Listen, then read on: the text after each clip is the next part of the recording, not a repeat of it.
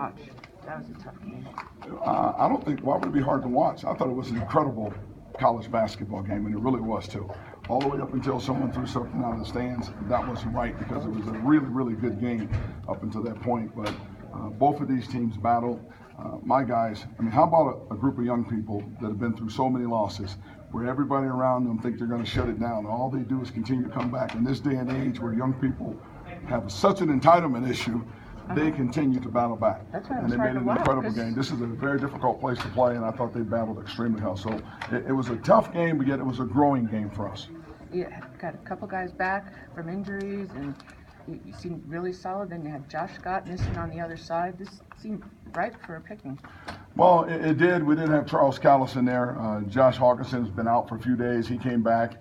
Connor Clifford's been out for 2 days. Battle's been out. So we're out of rhythm right now. But to come in here and battle like this and be in a position again, we've lost to this team twice by missing free throws. And considering they beat us by about 30 last year here, we were never in the game.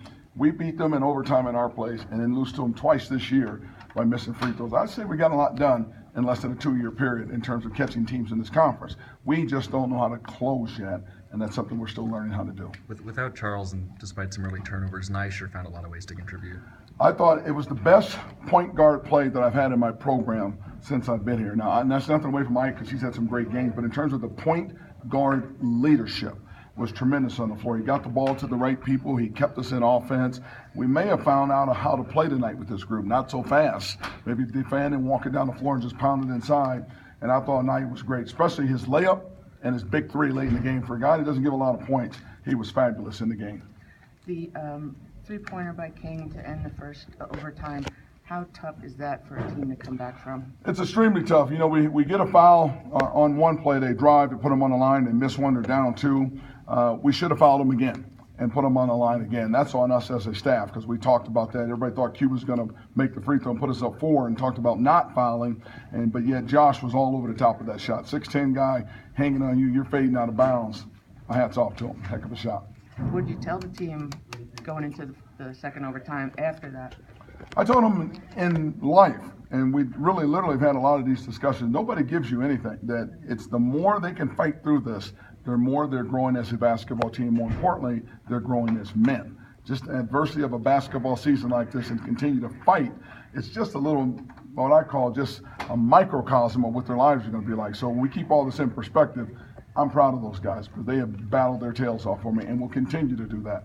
In talking to the athletes afterwards, not one of them hung their heads, and it's indicative of how you coach? Well, it's indicative of our basketball program, and not just me, but my entire staff. There's no reason for them to hang their heads because, again, we're not even 2 years into this. How long has Coach Boyle been here? Coach Romar, Coach Altman. Just look at the league. We've been here for literally less than 2 years building the program. So we look at it like again a book. We're only in chapter 2.